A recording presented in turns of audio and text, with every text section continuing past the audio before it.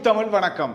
யாழ்ப்பாணத்துக்கு புத்தக பையின் மூலம் கசிப்பு கொண்டு வந்தவர் அதிரடி கைது. யாழ் மாவட்ட சிரேஷ்ட போலீஸ் அத்தியஸ்தகரின் கீழ் இயங்கும் யாழ் மாவட்ட போலீஸ் புலனாய்வு பிரிவினருக்கு கிடைத்த ரகசிய தகவலின் அடிப்படையில் விசுவமடு பகுதியில் இருந்து புத்தக பையினுள் கசிப்பு கொண்டு வந்த நபர் அதிரடியாக யாழ் பேருந்து மத்திய நிலையத்தில் வைத்து கைது செய்யப்பட்டுள்ளார். கைது செய்யப்பட்டவர் 25 வயதுடையவர் எனவும் தெரிய வருகின்றது. குறிப்பாக கைது செய்யப்பட்டவரையும் கைது செய்யப்பட்ட சான்று பொருளையும் நீதிமன்றத்தில் முற்படுத்த யாழ்ப்பாண போலீசார் முன்னெடுத்து வருவதாக தகவல் வெளியாகியுள்ளது. இதன் அடிப்படையில் நேற்றைய தினம் கோண்டாவில் மத்தி பகுதியில் கசிப்பு உற்பத்தியில் ஈடுபட்டுக் கொண்டிருந்த நபர்கள் அதிரடியாக கைது செய்யப்பட்டுள்ளனர். அதன் அடிப்படையில் ஒரு தொகை கோடாவும் கைப்பற்றப்பட்டுள்ளது, கசிப்பும் கைப்பற்றப்பட்டுள்ளது.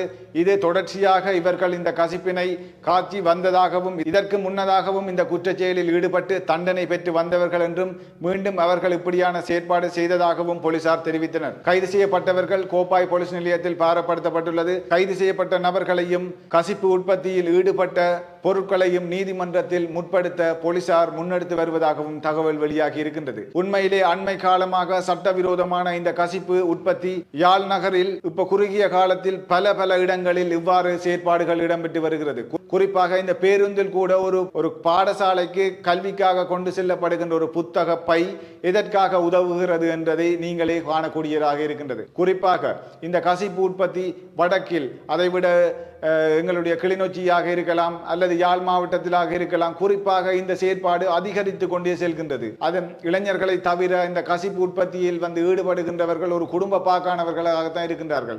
ஏனென்று சொன்னால் கோப்பாய் மத்தியில் முன்னைய கால பகுதியில் கூட இவ்வாறான கைது நடவடிக்கை இடம்பெற்றது. ஏன் அந்த இடத்தில் அதிகளவான கசிப்பு உற்பத்தி இடம்பெறுகின்றது. இதே போல எங்களுடைய கிளிநொச்சி மாவட்டத்திலும் கசிப்பு உற்பத்தி அதிகமாக இருக்கின்றது. அங்கிருந்த கசிப்பை பேருந்தின் மூலம் புத்தக பையின் ஊடாக கொண்டு வருவது என்பது சும்மா விடயமல்ல என்றுதான் அவர் நினைத்திருக்கிறார் போல இருக்கிறது. உண்மையிலே அங்கிருந்து விசுவமடு பகுதியில் இருந்து கசிப்பை புத்தக பையின் ஊடாக இங்கே கொண்டு வந்தது எவ்வாறு அமைந்திருக்கிறது, எவ்வாறான ஒரு செயற்திட்டமாக இருக்கின்றது. இது அதிரடியாக முறியடிக்கப்பட்டுள்ளது.